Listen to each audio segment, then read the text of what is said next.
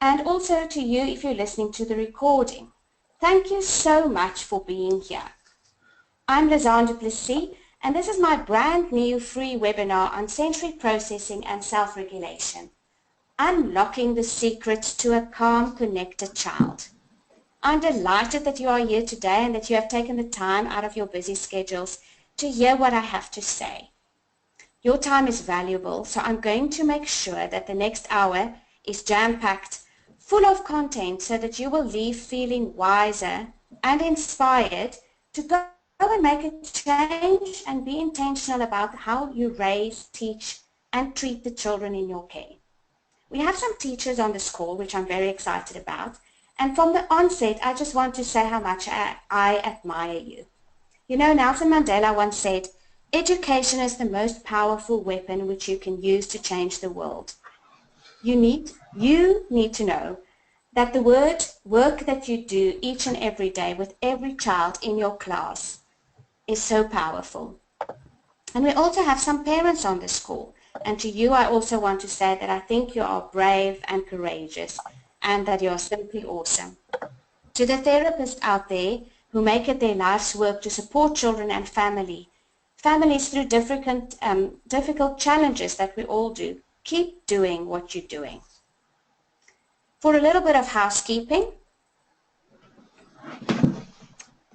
just need to see how I can get this slide to, there we go. Just so that we can go through some housekeeping and a little bit of admin. Make sure that your speakers and headphones are connected and that your computer's volume is turned up. And also that this webinar will be 50 minutes with 10 minutes of questions and answers afterwards. If you want to ask a question, feel free to type it in the question box and I will answer as many as I can during the Q&A time. And this webinar will be recorded and will be sent to all of those who's registered.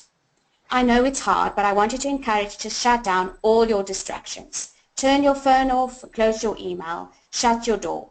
You are here now, and let's be intentional about that. But I also need to be very transparent here. I'm the mum of 2 girls, and right now I'm standing in my dressing room, which is the part of my house where I feel I'm the furthest away from all distractions and noise. My kids are downstairs, and they know that they need to give me this hour to talk to you. And hopefully between them and my therapy dog in training called Sky, they will behave themselves, and Sky won't choose any socks or bark at the neighbors walking past. But for those of you who I haven't yet met, let me just briefly tell you who I am. I'm a trained pediatric occupational therapist who have been in the practice for the past 20 years, both here in South Africa, where I'm currently running a private clinic, and also in London. I have a special interest in assessing and treating infants and toddlers with sensory processing difficulties. I'm also an international speaker, and my passion is to empower and encourage parents and teachers and professionals to discover their child's unique temperament, how to then manage difficult behaviors, which we will all get, and how to promote development, all within the context of a secure and a strong relationship. I also speak fortnightly on the radio, on parenting programs, and I love my time in the studio. I write frequently, and my articles are published online and in magazines. I also serve on expert panels of several baby and toddler forums and magazines in South Africa. I'm the author of the book Raising Happy Children, The Key to a Calm, Connected Child, which is available in all leading bookstores in South Africa and online on Amazon, wherever you are in the world. So without further ado, let's get started. Right now, in this minute, you are in the right place. If you are a teacher who have heard about sensory processing or sensory integration, a term which was used a few years ago, but if you're not sure what it is and how exactly it is affecting the children in your class, you are definitely in the right place. If you're a parent with a child with some sensory difficulties and you would like to know more about sensory processing and when it becomes a disorder, you're also in the right place.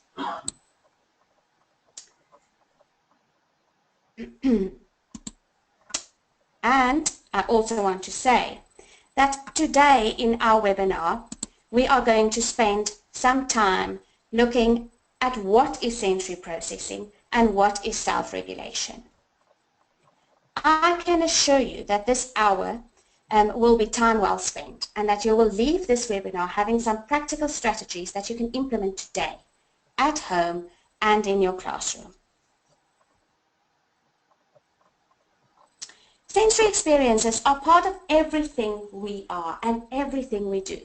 During our personal care, when we play, that is now children, when we work, moving or interacting, we are bombarded with sensory input. It is the basis of learning. And it is this multi-sensory processing and integration of the senses and the information that we get from the environment that creates a depth of experiences. There's 8 sensory systems, yes, 8, through which we receive information from our bodies and from the environment. Each sensation might have slightly different meanings to each of us, depending on your individual brain and how it interprets sensory input. We call this your sensory threshold. And that is the reason why you might feel cold and put a sweater on, when somebody next to you might not seem like they're feeling the cold. Or if you're like me and can't stand going on a roller coaster ride while your husband loves it, that is because we have all different thresholds. The 5 senses that we all know well and that gives us information about the world around us are our visual system, our taste system. We'll get to the movement and balance system and body position system shortly. But we also are well aware of our smell and our olfactory system, our hearing, which is our auditory system, and our touch system, which provides us about very important information that keeps us safe and that also keeps us organized. But the 3 sensory systems that you might not know yet or might not have heard about, and which gives us information about what is going on inside our bodies and how it relates to the world, are the vestibular, proprioceptive system and the interoceptive system. And I'd like to spend a little bit of time just talking about those 3 very important systems. The tactile system, just briefly to mention, has also got a very important function in how it protects us. And you can see there with a very creepy crawly spider, it often locates little, very slight touch. So that's why this system is very important. But it also has a big discriminatory function. And it's this system that allows children to learn how to hold a pencil, how to do up their buttons, and how to do all these daily activities and functional tasks that we need to get ourselves through the day. So the vestibular system is a very, very complicated system which detects movement of our head in relation to gravity. It's like, I always say, it's like the GPS of your body.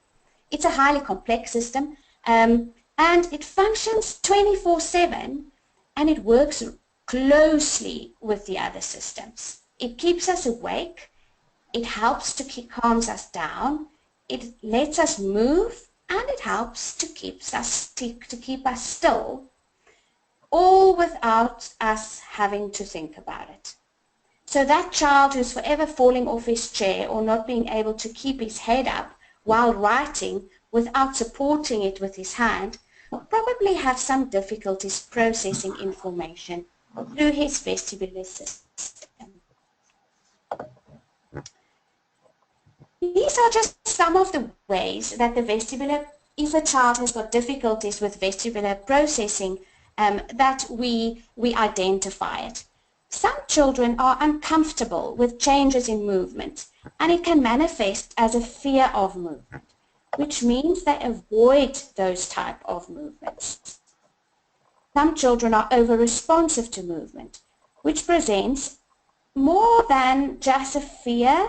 It also coincides with the physical symptoms or things like nausea, dizziness, sometimes even vomiting during or after movement. Some children have difficulties knowing where they are in space, and that's called a vestibular discrimination problem. These children might not even realize that they are falling off the chair, and they need you to remind them to adjust their posture. Other children can be under-responsive to movement. When moved in space, these children don't even seem to notice. And an example of that would be a child throwing his child up in the air, and the child doesn't even giggle or ask for more once the movement is completed.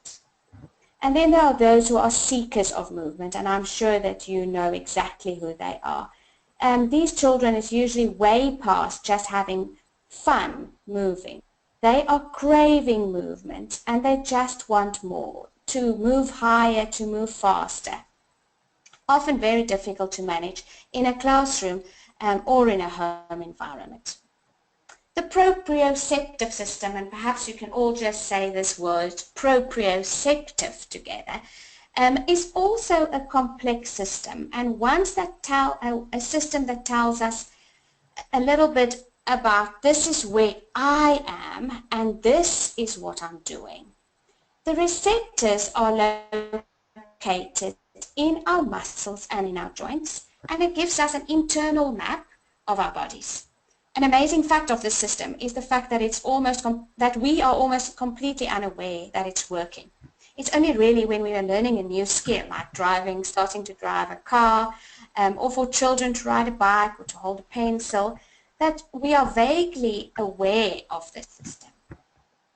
But every single task, and specifically motor tasks that we do, requires the activation of this system and feedback, continuously feedback, to tell us where we are in space and how we're progressing and how we're doing with these tasks. Through the feedback then, we learn how to judge the force and the direction and the position and the speed of our movements. It's only when we activate the system that activities like walking and climbing stairs and riding a bike become more coordinated and less clumsy and more efficient. So I'm sure you've seen those children who stomp their feet while they walk down the stairs, or squeeze you just far too tightly or too loosely when trying to give you a hug, or those children who struggle to hold a scissor or a pencil, and they all have difficulties processing information from this system. The proprioceptive sense is by far one of the greatest organizers and regulators of all our senses. And if there's one thing that I want you to take away from today, it's that when we activate this system, that is when we feel organized, calm and attentive, ready to learn and to interact with this world. So just think about, what do you do if you feel distressed or if you need to reorganize? Perhaps you go on a run, or you go for a ride on your bike, or you go to a yoga class, or if you're like me, you take a warm bath, you drink a glass of wine, or even chew gum. If we think about it, most of the activities that we do to make us feel calm and organized and balanced involve some kind of proprioceptive input. Then the interoceptive system. The interoceptive system might be quite new to you. It is a little bit unknown in the field of occupational therapy, and we're still getting to know exactly how this works and what effect it has on children. But what we know is that this sense is responsible for letting us know that it is hot, that our bladder is full, that we are hungry, and that we need to do something about it. When information from this sense is not processed accurately, it will result in the child who's either under-responsive or over-responsive. You know that child who might not feel that their bladder is full and that either have an accident or needs constant reminders to go to the toilet, or that child who needs constant reminders that it's hot and that you need to take your sweater off. those children find it difficult to process information through the interoceptive system. I've once had a little girl who became completely dysregulated after she was running outside and doing lots of physical activities. And it was only when we discovered that she was uncomfortable with the feeling of her heart beating and what effect that had on her body, and that she was uncomfortable with that we discovered why she became so disorganized. But this system is quite complex, and what we do know is that it's closely related to the proprioceptive system, and if we treat the proprioceptive system and make sure that kids have lots of opportunities for purposeful and organized proprioceptive input into their day, that the interoceptive processing also improves. So we now know that the brain is bombarded with information from our bodies, from inside our bodies, and from the environment around us. What then happens is the brain then needs to take it all in, to process it and to respond to it. The brain is then like the CEO of your body, making decisions about what to do with the information. Part of the CEO's job is to act like a thermostat. You know, like CEOs usually have to keep the peace between staff and to ensure that the balance between the work and what needs to get done and creating an environment where the company and the people can thrive, that is all in balance. The same happens with the brain. The brain needs to constantly work at this complex balancing act of ignoring familiar and sometimes irrelevant information, like for instance the label in your shirt, you're not feeling that now, and then paying attention to important, meaningful information. So my voice is the thing that you need to alert to now. On the basis of our personal differences or the associations that we have with the sensory experiences, remember our thresholds that we spoke about earlier, the brain then generates a response, and that's either a motor or a behavioral response, and that response is usually unique to each of us. We are wired in a unique way, each with a unique thermostat in terms of how we experience the sensory information from our bodies and from our world. Remember, we said that you might avoid the roller coaster, but your husband might enjoy it. We all have different thresholds, and we're going to speak about that in detail shortly. But what if this processing is not working well? What effect does that then have on the brain and on the child? It is like driving on a well-maintained highway. When that processing is working well, the information just goes into the brain and it's processed and an appropriate motor or behavioral response follows. However, if there is a problem with the processing of information, it is a bit like a traffic jam, and the information might be coming in correctly, or some might be processed correctly, but some might be processed unsuccessfully. And that might cause a lot of frustration and problems in almost all levels of the child's development, functioning, and behavior. Sensory processing disorder, or let me refer to it as SPD, is not new. It was first recognized in the mid-1900s by Dr. Jean Ayres, and she originally called it sensory integration dysfunction. She was an occupational therapist, an educational psychologist, and a neuroscientist who pioneered the study of this disorder. Today, Dr. Lucy Jane Miller continues Dr. Jean Ayres' work, and is a world-renowned researcher and practitioner in the field. She's founded and is the executive director of Sensory Processing Disorder Foundation, and they're doing amazing, groundbreaking research in the field of sensory processing. And if you'd like to know more, I would really encourage you to go to their website, spdfoundation.net, and read all about what they are doing. But sensory processing disorder, let's just continue speaking about that, because you might feel that when I was speaking about all the oversensitivities and undersensitivities in the different sensory systems, that you might have a sensory processing disorder, or that your husband might have one. But it's important to remember that all of us experience some sensory processing difficulties at times, and some of us might be more sensitive than others. You might enjoy traveling on the underground, but, you know, like I said, your husband might not. Or there might be some days when you find it easier to travel on the underground than other days. Or the same sweater one day might cause lots of irritation and frustration, while the next day you don't even realize that it's there. So not only does it play differently out from person to person, the child and all of us behaviors might also vary from day to day. This is because sensory processing disorder is not like a broken bone. You know, a broken bone is only healed pretty much until it's gone the 6 weeks of healing. So the problem is sensory processing is a little bit more like eyesight. Eyesight is affected by available light and visual, and to the visual task and how tired we are.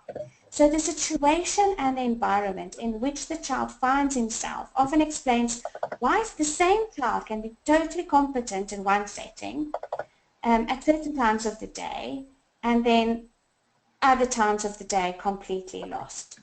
Reminds me of little Johnny, who cannot manage the noise in the classroom and gets completely disorganized during the lunch hour. And that's what his mum tells me. But on Saturday, he went to his older brother's football game, where there was also loud noises, shouting and singing, and there he seemed to be fine. The difference here is that at the football match, Johnny was not expected to sit still. He was running away from the screaming, and he would go to the side of the field and he would do somersaults or he'd kick a ball against a wall, all activities that provided him with the necessary input to organize him and to make it easier for his brain to process the information and not to be bothered by the loud auditory input. Therefore, we need to look not only at the child, but at the context that he is in and what is going on around him. The hallmark of children with sensory processing disorders is that their sensory difficulties are chronic and it disturbs their everyday life. These children often get stuck, and no matter what strategies we use, whether that's sticker charts or praise or time out, these children get stuck and simply can't move on. There's one study that showed that at least 1 in 20 children's lives are affected by sensory processing disorder. Another research study suggested that 1 in every 6 children experience some sensory systems that significantly affect the aspects of their daily life. So we need to take notice of SPD. It manifests as difficulties with fine and gross motor skills, play skills, motor planning, attention, mood, self-regulation, language development, self-care, and self-esteem. All of those can be affected. But we often say that when your child is affected in one of these 3 areas, that you really need to start looking for help. And those are self-regulation, social participation, and self-esteem. Talk to your child's pediatrician, get a referral to an OT who specializes in early childhood development and sensory integration, because OTs will use a combination of formal tests and clinical evaluation tools to assess your child. And once we understand which sensory input then support or challenge your child, we can then begin to support them and design strategies that can help for school and for home. So I hope that now you know more about what sensory processing is and how it affects our everyday learning and our behavior. And I hope that this short introduction to SPD will also give you some insights into what to look out for and when to start looking for help. Remember, we spoke about the brain and that is like working like a specialized thermostat, striving to maintain a comfort zone, that just right place where we feel calm, attentive, and able to connect with the world and the people around us. That zone is often referred to by sportsmen, artists, and writers. Actually, anybody who uses specialized skill and aiming for a specific goal as the perfect zone. That place where they can get some writing done, when they're a writer, practice hitting a target, all in a very focused way. And they all speak about how good it feels to be in the zone. They get things done and they feel happy. The thing is, we don't just automatically get and stay in that zone. Our bodies and our brain have to constantly work to get us there and to keep us there. Remember I told you to turn your phone off? That is because our bodies and brains already have to work so hard to keep our focus. So adding distractions just make it even more difficult. So I want to spend some time telling you more about this thing called self-regulation, which is really our ability to manage our thoughts and our feelings and our actions to stay in the zone. I refer to it as the glue that helps to keep it all together. Self-regulation is the foundation for everything we do. How well we are regulated affects our relationships and our interactions with our world. So with that in mind, it's obvious that for children to develop this skill, it's critical and it is an essential part of healthy development and their well-being. Some actually believe that it's the key to school readiness and that it's more powerful and more important than IQ. And a very good predictor of academic achievement. It's also seen by some as the #1 skill that predicts success later in life. So really a very important skill, and I've developed a framework with some strategies that will support the development of self-regulation in the young child specifically. And I would like to talk you through that briefly today. But we need to remember, and we always need to remind ourselves, that when we're working with young children, we are dealing with brains that are still under construction. So this is what we need to do to promote self-regulation. We need to get our kids moving. So introducing movement breaks throughout the school day, making sure that children are involved in leisure activities that includes movement, getting them away from screens, getting them off the couches. That is one of the areas that we really need to be intentional about and focus on if we want to promote self-regulation. Secondly, we need to help children to make sense of big, overwhelming feelings. And we need to get our kids to think, to use their big prefrontal cortex, which is the thinking brain, and come up with ideas, solve problems, think creatively. We need to help them to capture that negative thoughts that often is so part of growing up and part of life really. And we can do this by teaching children how to be grateful. And really it's about becoming conscious of what we're feeling and thinking. That is a big part of the self-regulation development. This last part of self-regulation, this thinking part, this higher level of thinking, I believe can only develop successfully in children if they are able to regulate their bodies and their feelings. In all honesty, self-regulation is really not just a skill that our children need to learn and have to master. It's something that we as adults have to work at just as hard. I don't know about you, but it's something that I generally, especially if I'm tired, especially if life is busy and if I'm stressed, that I have to work hard at. It's that constant interaction, the back and forth between regulating and managing our bodies, our actions, our feelings and our thoughts that turns into successful self-regulation. One of the ways we used to do this in the past if we wanted to teach our children about self-regulation as educators and as parents, was to get kids to stop behaviors. We would say, stop fidgeting, stop kicking, stop screaming.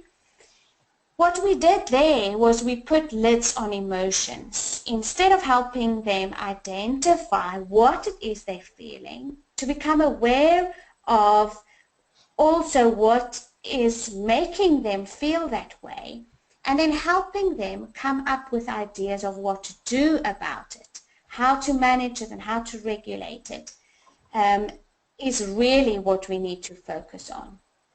It reminds me of that wonderful movie Inside Out, where there was a space and a place for all emotions. Although Joy wanted to run the gang and wanted to steer all emotions, it wasn't until sadness also got given a very important role in this little girl's life that Joy then fully came came to really run the show.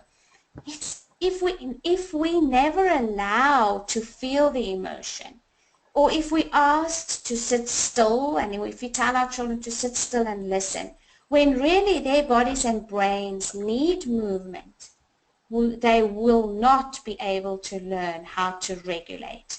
If they don't know what emotions are, what they're called, then how can we ask them to regulate it? So that's where we need to start. There's some fundamental facts I want to just introduce to you and want to unpack a little bit today on the development of self-regulation. And first of all is that it develops with age. You know, children aren't born with the ability to self-regulate. It really happens over time. As your child grows and moves from being a little baby to becoming a young adult, so does his regulation skills develop and mature. That means that the way that we parent and the way that we teach play a huge part in helping our children develop, practice, and finally achieve the goal of regulating successfully. Just think about your baby in their first year. Remember, we helped them. We were the ones that swaddled them, that rocked them, that soothed them from a place where they were crying to a place where they were calm and would be able to move even further down into the state of drowsiness and to the state of sleeping. Little babies are fully reliant and dependent on caregivers and mums and dads to gain and maintain control over their bodies and their overwhelming feelings.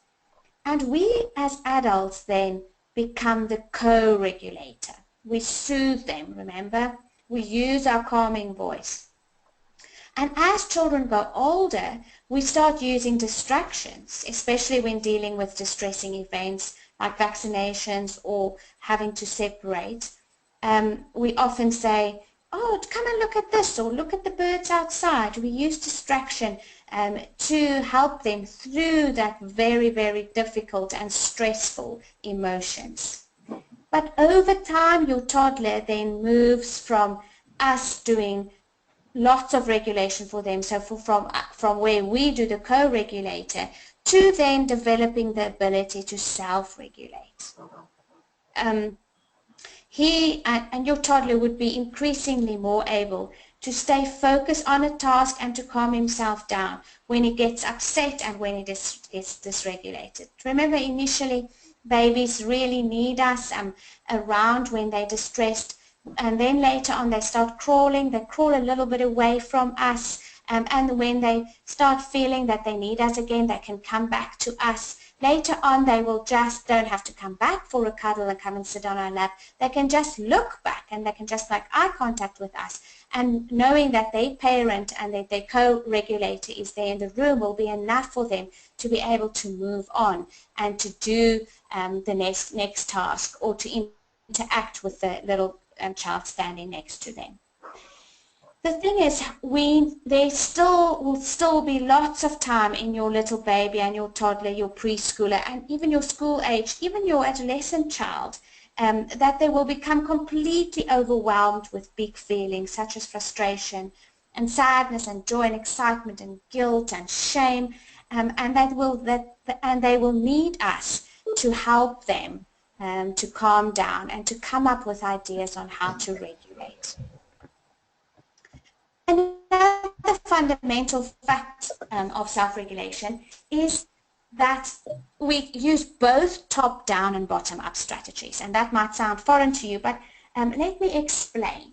Bottom-up strategies is when you use sensory strategies like touch and movement and pressure, together with maybe hearing and seeing, smelling and tasting to regulate yourself, your body and your brain. Remember what we do if we're really stressed. We breathe deeply, we stretch our bodies and we drink a cup of tea, we go for a run or we chew gum. All effective strategies to use and to restore the balance and maintain an optimal level of alertness. You might even just sit now listening at me and just bob your knee upside down or flick your pen in and out or write a little bit. All sensory strategies that we use to keep ourselves focused and attentive.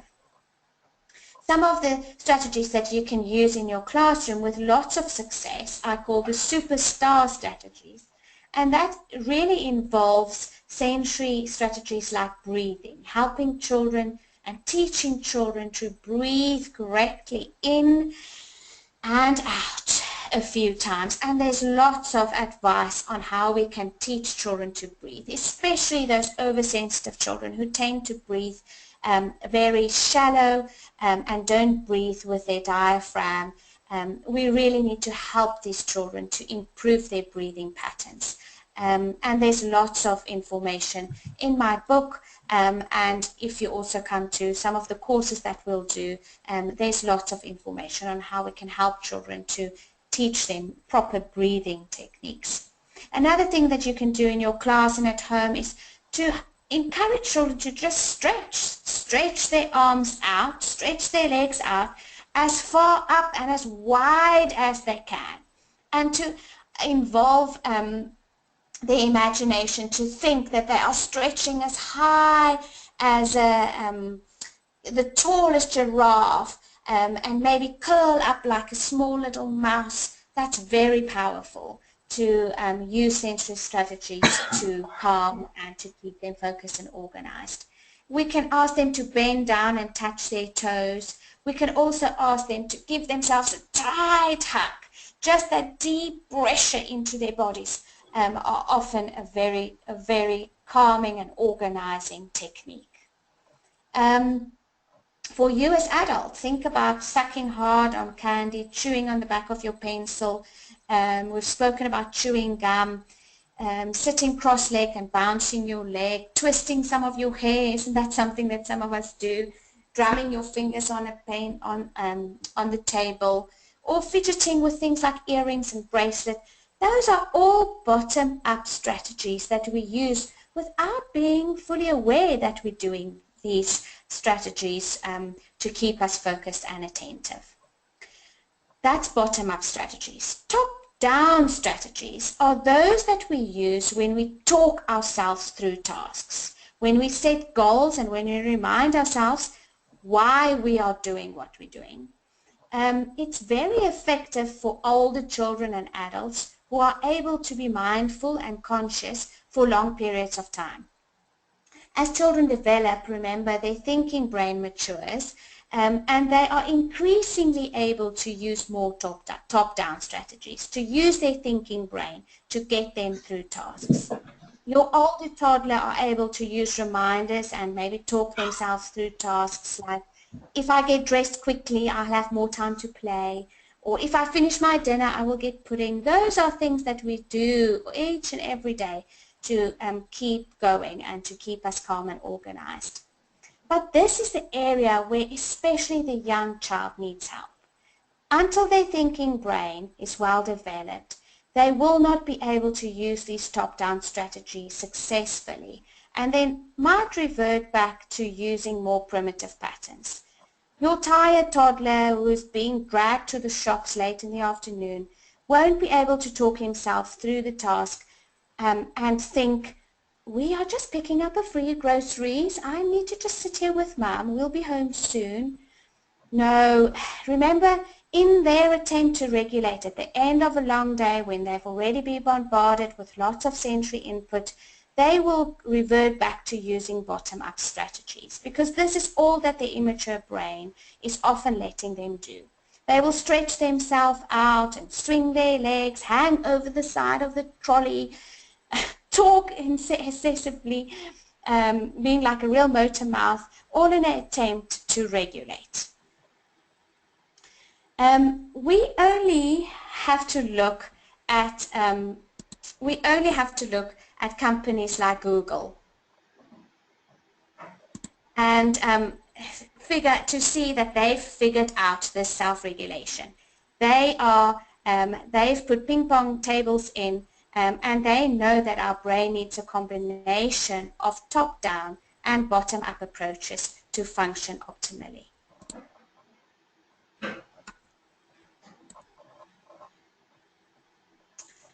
Then the last fundamental factor of self-regulation we just briefly want to speak about is that some children just need more practice. You know what, difficulties in self-regulation can be related to many factors, including genetic predispositions, sensory processing difficulties, poor attachment, parental neglect, and lots of the time something like trauma really affects children's availability and development of self-regulation. It's also important to remember that our ability to self-regulate is associated with our unique sensory temperament. The degree to which your child is aware of and reacts to various sensations is an innate part of his or her temperament. Therefore, the child's unique sensory threshold, remember that we spoke about earlier. Some children are always pushing too hard on the accelerator. Typically, these seen in children that we call are sensory seeking, and I often refer to these children as being little monkeys, while others are too slow to accelerate, mostly under-responsive, and I refer to them as being giraffes. And others alternate between either pushing too hard or not pushing at all. And these children are sensory sensitive children, and I refer to them as hedgehogs. And often these little hedgehogs and the monkeys are the type of children who just need more practice in developing self-regulation. But how can we promote it then in our children? First of all, we must remember that children learn by watching us. Researchers have suggested that the example we set our children often carries much more value than the lessons we are trying to teach them by talking them through tasks or punish them or rewarding them. You know, it reminds me that no wonder I end up doing all the things that my mum was doing and saying the same things that she used to say to us, I'm saying to my children. If I use statements such as, I feel really angry now because that man took my parking space, it literally happened this morning, or if I say things like, I feel frustrated because I can't get this thing to work, and I show my anger and frustration in my body language and with my facial expression, my children learn so much. They learn what emotions are, they learn what type of things cause different emotions, and they learn that it's okay to express these emotions, even if they are negative. And most importantly, if we are good role models, and that's why we need to start with our own self-regulation, our children will see and learn appropriate ways to manage big, overwhelming feelings. Secondly, we need to remember that children develop the full capacity for self-regulation much later than what we expect them to do. So, you know, remember as adults we use top-down strategies when we feel disorganized, when we feel overwhelmed. We stand up, we take a breath, we take a break, we remind ourselves why we're doing what we're doing. We problem solve and then we motivate ourselves to go on and go back and try again. But there's no way that we can expect that same top-down strategy with our 2- and 3-year-olds. There's an author called, let me just see her, Selma Freyberg, and in her book, The Magic Years, she says it beautifully. And I'm just going to read. She says, we must remember that months and years go into this education. This expecting children to use their words and thoughts when dealing with impulses. And although we can expect improved control by the end of the 3rd year, this child is still a pleasure-loving little fella, and lapses in control will be frequent. Such a good reminder that these children are still developing the capacities of self-regulation, and that we need to lower our expectations. And thirdly, we need to show empathy. This is a challenge for all of us, and for all of us as parents to keep it together. To just think about how difficult it is and how difficult it must be for the young developing brain who is still not mastering this capacity to balance their actions and their forethoughts and their feelings. And we need to try and remember to put ourselves in their shoes and show empathy for them by saying things like, Mommy can see that you're really upset now. I can understand that you might feel frustrated. Or saying things like, it must be really hard. And that this is the place where we need to start all interactions with our children, especially in those times when they are reaching or going towards a meltdown or towards a place where their big feelings and their bodies is just taking over. That we start from a place where we acknowledge and that we provide them with empathy. And it's from there that we can then move on. But it all really starts with showing empathy. With all of that in mind, the fact that we need to show empathy and that we need to lower our expectations and that we need to model, let's unpack the different parts of this framework in how we can promote self-regulation, just briefly. First of all, through movement, children learn and develop. So we need to get children moving. Children learn about their bodies and about the world around them through movement. And central to this process of self-regulation is this child's capacity to learn to read the signals from their own body. In order for them to regulate their own bodies efficiently, they need to recognize what it feels like to feel calm, what it feels like to feel revved up or sluggish. They need to know what's going on inside their body. And we often use the terminology that was developed by occupational therapists that's called the ALERT program, and refer to our bodies being like car engines. And sometimes it's running in fast, sometimes it's running slow, and sometimes just right. And unless and until children can understand and feel what it feels like to feel these different alertness levels and activities going on in their bodies, and until that moment, and they are able to start then developing ways and strategies of how to regulate either up or down so that it's appropriate for the situation and the time of day. I love this quote by Claudia Gold, who says, promoting self-regulation by using the body to help the brain is important. And if we can incorporate this approach into treatment and the education of young children, we will support healthy development of regulation of emotion, attention, and behavior. So really, it starts with the body, and we need to get our children to recognize how their bodies feel and when they need to move and what type of movement they need to do in order to regulate. Remember, movement creates balance. It restores calmness and resets us to connect and to attend. And this really is the secret to push that reset button and to get things back on track. Just think about the times when you get back from a long day at work. You are physically and you are mentally tired. Your brain and your body feels overworked and overloaded. You drag yourself to the gym. You don't really want to go, but by the time you get back home, your body feels relaxed, you're calm and you're organized, and you can actually carry on with doing your evening tasks. So the right type of movement at the right time is crucial for our well-being. We know that children need more movement than grown-ups. They need movement to be more intense, more frequent, and to last longer.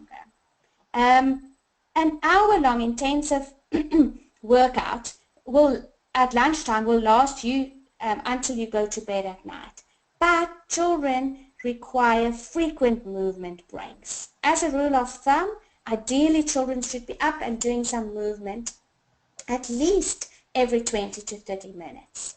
If you know, just as a little tip, if you know that you're going to go on a long car journey or going to the cinema or the theatre, going to stand in a queue or sitting in a waiting room, it will be a good idea to do some movement stimulation beforehand. 5 to 10 minutes of jumping, crawling, rolling, or even stretching will organize your child and hopefully last for the duration of that sedentary activity that they need to do.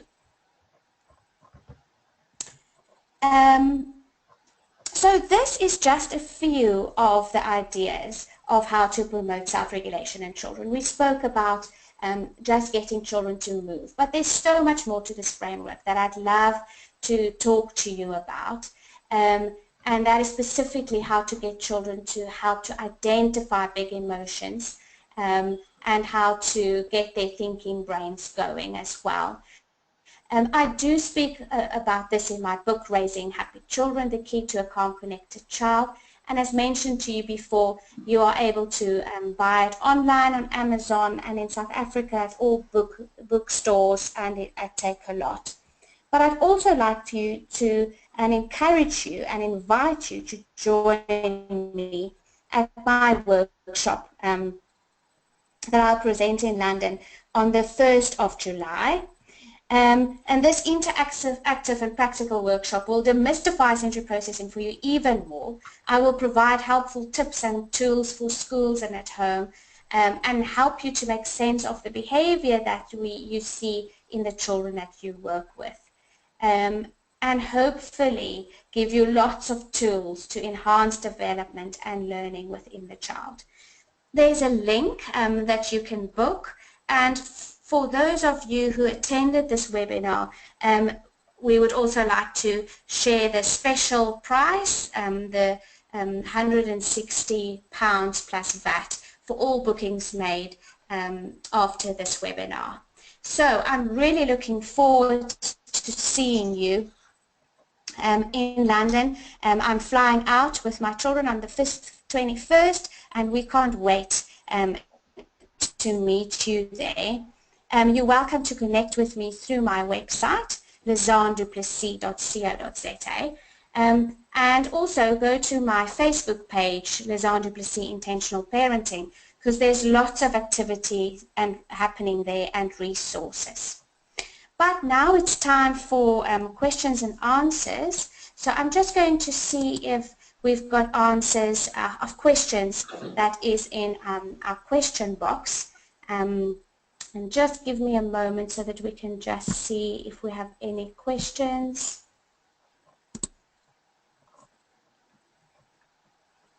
Okay, there's a question from Louise, and she says that I know that some children with ASD, so that's autism, has SPD difficulties. Can you have SPD without ASD tendencies? I asked because my daughter was diagnosed with SPD when she was 7. She's now 13, and although she has made a lot of progress, she used to have difficulties climbing stairs, difficulties tolerating labels, and with separation anxiety, she seems to show more signs of social awkwardness and almost has autistic spectrum tendencies. How can you tell the difference? I also teach a child who seems to be showing AS tendencies. Okay, so this is quite a long question, but this parent is wondering whether sorry, let me just rephrase. This parent is wondering whether SBD or ASD could be mislabeled or misdiagnosed, and perhaps we are dealing with SBD. Okay, that is an interesting and a very involved question. My answer to that is, Catherine, that we do see that from the scans and the wonderful functional MRI scans that they can do now, that there's a difference in how children with SBD and ASD, what their brains look like, and there's a difference in the white matter. We also know from lots of research, and please go and have a look on sbdfoundation.net. They have lots of research articles about this exact matter, that about 98% of children on the spectrum, on the autistic spectrum, will show difficulties with sensory processing. So it's one of those things that coincides, that when we have children with ASD, that they will definitely have difficulties with sensory processing. On the other hand, the opposite isn't true. It doesn't mean that if we have children with SBD that they will have autistic an autistic spectrum disorder traits. We do see children with purely SBD, and they won't and can't be diagnosed as on the autistic spectrum. So yes, although these things can look quite similar, they can coincide, but they can also be seen as very different dysfunctions. I would urge you to go to an occupational therapist who knows her work, and she would be able to help you sieve through what are we seeing here, what are the behaviors that you're seeing in your child, whether that is part of sensory processing disorder and that type of behaviors, or whether it's due to the ASD diagnosis. A very important and a very complex question. So I hope I've given you a little bit of guidance there. Also, Raquel is asking, do you have any tips on to getting a slow to get going child going first thing in the morning? What a good question, Raquel. That slow to get going child are often the under-responsive children, and I call them my giraffe children. They are under-responsive because their thresholds are very high. It means that they need, their bodies and their brains needs lots of information for them before they can register it. And that doesn't mean that once they've registered that they are always going to be slow. It just means that these children are often slow to wake up in the morning, as babies slow to reach their milestones, because they're not driven to go out in the world and driven to seek sensations and to seek interactions necessarily. So it's important that we get these children going, because once they, if they're too under-responsive, they can obviously not interact successfully with the world and might not be able to learn that much. So yes, let's get back to the question, how do we get them going in the morning? Remember that one of the sensory systems that I spoke to you about was called the proprioceptive system. That system that's located in the muscles and the joints, and that gives us information of where our body is in space, and is really activated by heavy work. That will be your key.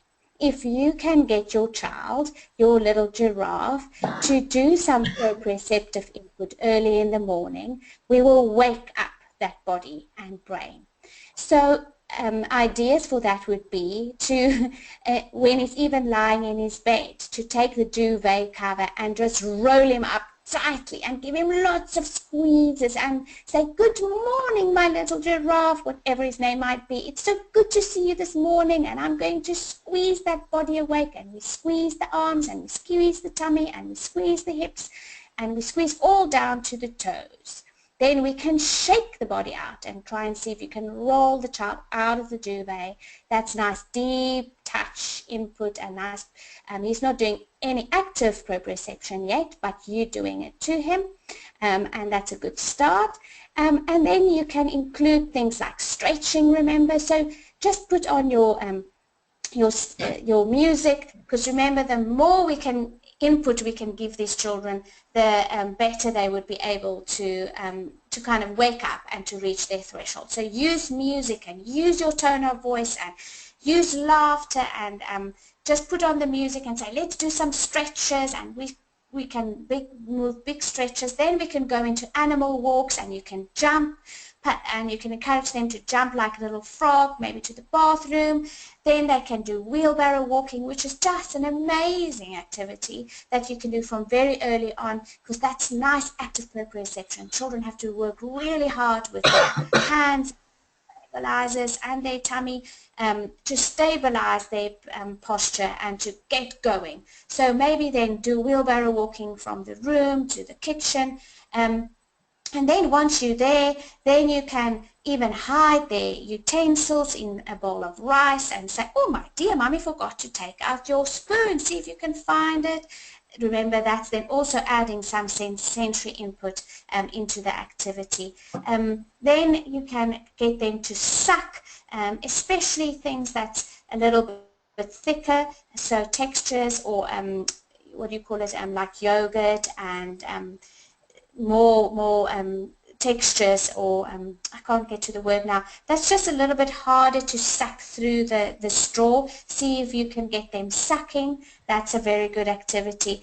And then, just keep going. Just see, maybe they can carry their heavy suitcase to the car and help you to load the suitcase.